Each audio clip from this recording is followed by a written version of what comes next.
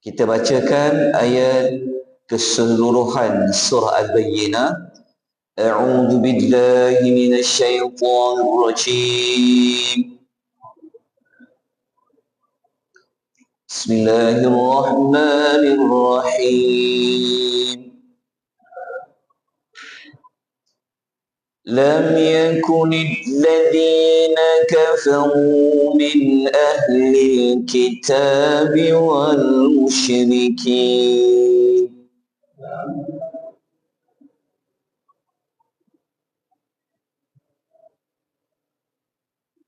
والمشركين منفكين حتى تأتيهم البينة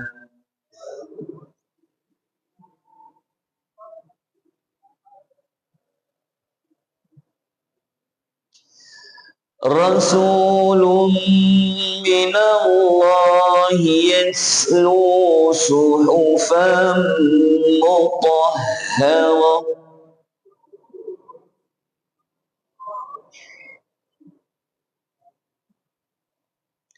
فيها كتب قيمة وما تفرق الذين أوتوا الكتاب إلا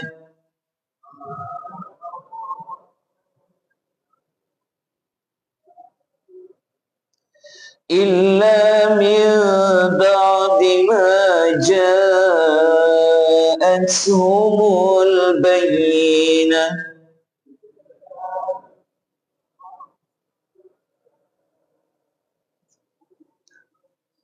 وما أمروا إلا ليعبدوا الله مخلصين له الدين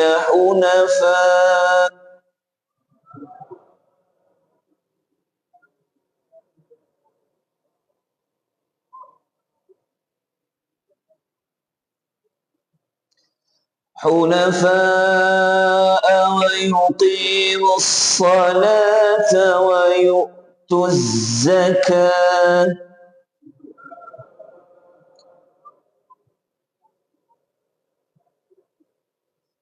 وذلك دين القيمة إن الذين كفروا من أهل الكتاب والمشركين في نار جهنم خالدين فيها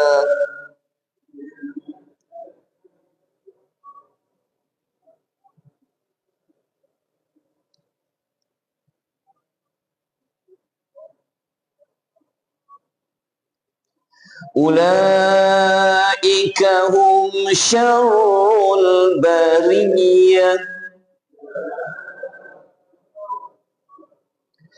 إن الذين آمنوا وعملوا الصالحات أولئك هم خير البرية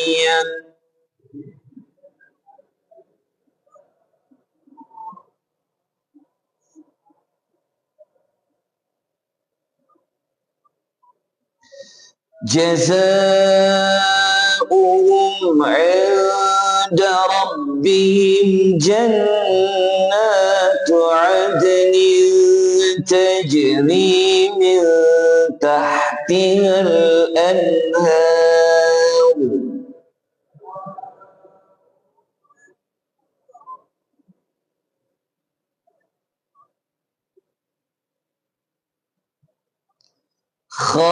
خالدين فيها أبدا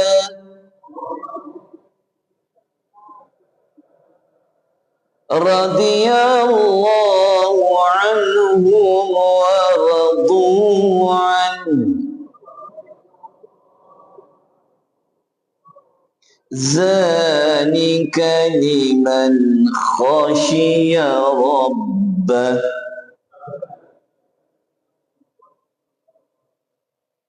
Okay, terjemahan surah Al-Bayyinah ayat pertama, orang kafir daripada golongan ahlul kitab serta orang musyrik tidak akan meninggalkan kepercayaan dan amalan mereka sehingga datang kepada mereka bukti yang nyata.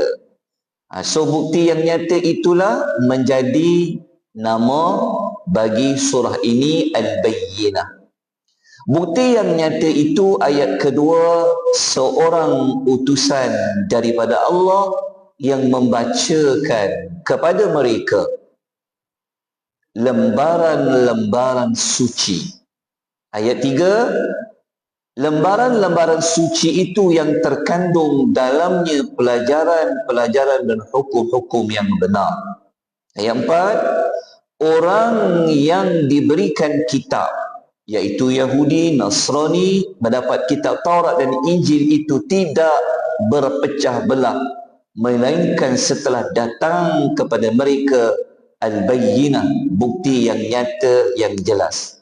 Nombor 5, padahal mereka hanya diperintahkan menyembah Allah dengan mengikhlaskan ibadat kepadanya semata-mata dan tetap teguh atas tauhid dan mendirikan salat dan menunaikan zakat, dan yang demikian itu adalah agama yang lurus.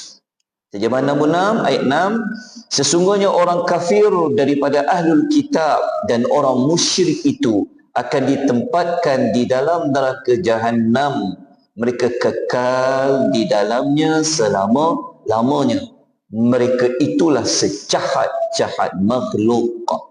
Ayat nombor 7, sesungguhnya orang yang beriman dan buat amal saleh, mereka itulah sebaik-baik makhluk.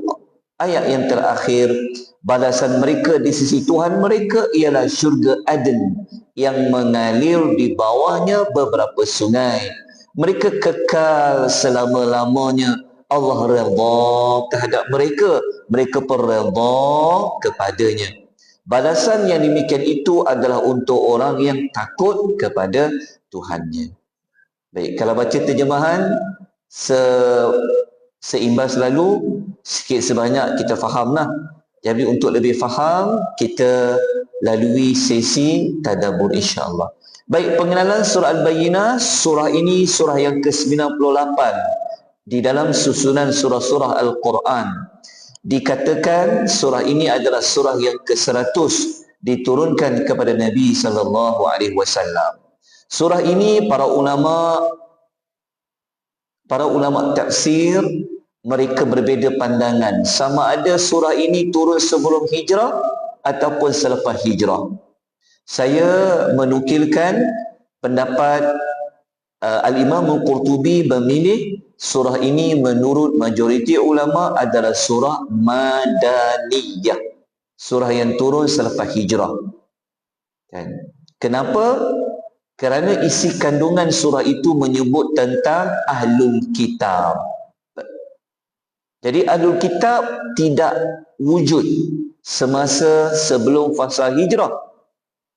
Jadi selepas hijrah baru Nabi bertemu dengan Ahlul Kitab. Jadi para ulama mengatakan surah ini adalah surah Madaniyah menurut pendapat kebanyakan. Ayat dia ada 8, kesemua sekali. Surah ini dia terletak sebelum surah Al-Bayyinah. Kita jumpa suratul Qadar. Inna anzalnahu fi lailatul qadar. Selepas surah Al-Bayyinah dalam Quran kita akan jumpa surah Zalzalah. Idza zulzilatil ardu zilzalaha. Maknanya surah ini dia berada di tengah-tengah antara surah Zalzalah dan suratul Qadar. Juzuk surah ini sudah pasti juzuk yang ke-30. Jumlah muka surat dia ada 2. Separuh ayat dia muka surat 598, separuh lagi ayat dia berada pada muka surat 599. Baik, kita bincangkan pula kenapa surah ini dinamakan Al-Bayyinah. Maksudnya bagaimana surah ini diambil dengan nama Al-Bayyinah.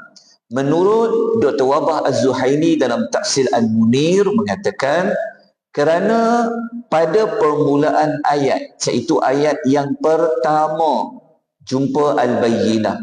Kita tengok pada contoh ayat dia, lam yakunil ladzina kafaru min ahlil kitabi wal musyrikina munfakkina hatta ta'tiyahumul bayyinah. So ayat pertama tu dah jumpa perkataan Al-Bayyinah.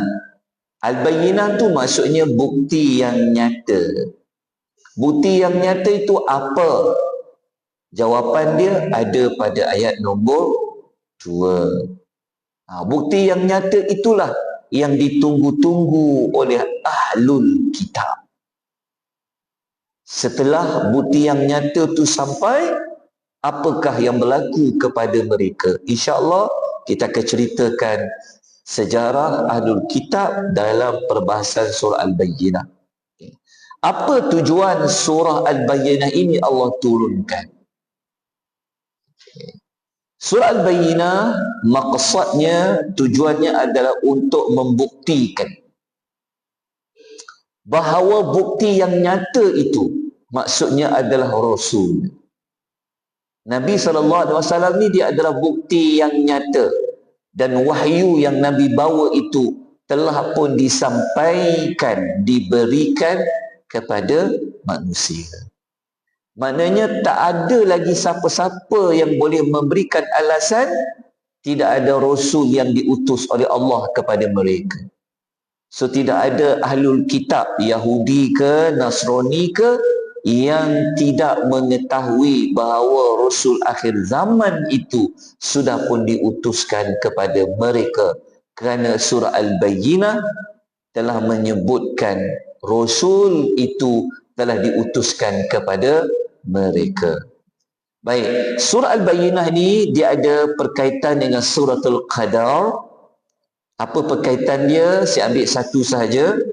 Waktu kita belajar suratul Qadar, kita belajar bahawasanya Allah menurunkan Al-Quran pada malam Al-Qadar. Betul? Tetapi Allah tak menjelaskan di antara fungsi Quran itu turun. Cuma Tuhan bagi tahu suratul Qadar, surah Al-Quran turun fi Lailatul Qadar. Tetapi surah selepas dia, iaitu surah Al-Bayyinah, menerangkan sebab Al-Quran itu diturunkan. Okay, nampak ada kesinambungan susunan surah di dalam Al-Quran. Okay. Kita terus kepada segmentasi surah Al-Bayyinah. So 8 ayat surah Al-Bayyinah kita bahagikan kepada 3. 3 tu maksudnya ada ayat yang menjadi pembuka, ada ayat yang menjadi pertengahan, ada ayat yang menjadi penutupan. Okey, pembukaan surah Al-Bayyinah kita ambil 3 ayat yang pertama. Okey, 3 ayat yang pertama pembukanya Allah mengatakan bukti yang nyata itu telah datang. Kedatangan bukti yang nyata kepada manusia. Manakala ayat 4 dan 5 Allah menerangkan penerimaan manusia terhadap bukti yang nyata yang Allah dah hantar tu. Siapa manusia tu? Ada 2 dalam ayat tu kita akan jumpa ahlul kitab wal musyrikin, termasuklah orang yang beriman. Lepas tu ayat 6, 7 dan 8 Allah memperihalkan apakah balasan kepada siapa yang menolak Al-Bayyinah itu, dan apakah balasan kepada orang yang menerima Al-Bayyinah itu. Moga-moga tuan-tuan jelas susunan 8 ayat dalam surah Al-Bayyinah nak membawa kita kepada membincangkan Al-Bayyinah. Okay. Ada satu lagi pendekatan yang kita boleh bagikan dia kepada 4, boleh juga. Ayat 1 sampai 3 Allah menceritakan tentang status Al-Quran dan apakah fungsi Allah mengutuskan Nabi SAW. Ayat 4, perbezaan sikap ahlul kitab terhadap Nabi SAW. Ayat 5, ajaran yang terkandung dalam semua kitab. Dan ayat yang ke-6, ancaman bagi orang yang menolak Al-Bayyinah. Tapi ada satu lagi, ayat 7 dan 8, berita gembira bagi orang yang beriman. Ini dipanggil sinopsis. Baik, saya akan tutup pengisian pada pagi ini dengan kelebihan suratul Al-Bayyinah. Okay, kelebihan surah Al-Bayyinah ni tidak ada yang khusus. Tetapi surah Al-Bayyinah ni kelebihan dia ada pada seorang sahabat Nabi sallallahu alaihi wasallam. Siapa dia? Mari kita tengok hadis ini. Riwayat Al-Bukhari dan Muslim. Anas radhiyallahu anhu berkata, Nabi sallallahu alaihi wasallam pernah bersabda kepada Ubay bin Ka'ab radhiyallahu anhu. Ubay pernah berkata kepada Nabi, sesungguhnya Allah telah memerintahkan aku untuk membacakan Al-Quran kepadamu. Quran tu maksud dia apa? Surah Al-Bayyinah tu lah. Maka Allah minta Ubay, Allah perintahkan aku untuk bacakan kepada engkau suratul Bayyinah. Ubay bertanya, Allahu sammani laka? Allah menyebut nama aku kepada engkau ya Rasulullah? Nabi menjawab apa? Allahu sammakali. Allah menyebut namamu kepada aku. Apabila Ubay mendengar jawapan Nabi SAW, faja'ala Ubayyu yabki. Kata Anas, apabila Ubay mendengar pengesahan Nabi itu, dia pun menangis. Kenapa? Kenapa Allah memilih dalam ramai-ramai sahabat, Allah memilih Ubay bin Ka'ab? Dibacakan setelah Nabi dapat suruh turunnya surah Al-Bayyinah ni, jawapannya kerja rumah. Ubay bin Ka'ab. InsyaAllah nanti kita akan jumpa kisah Ubay pada hari yang berikutnya. Baik. Kita akan mulakan sesi tadabbur ayat yang pertama dan kedua pada hari yang berikutnya insya-Allah. Okay, kita sudahi dengan tasbih penghapus dosa. Subhanakallahumma wa bihamdika asyhadu an la ilaha illa anta astaghfiruka wa atubu ilaik. Wal 'asr innal insana lafi khusr illa alladhina amanu wa 'amilus shalihat wa tawassaw bil haqq wa tawassaw bis sabr. Wabillahi taufiq. Assalamualaikum warahmatullahi wabarakatuh.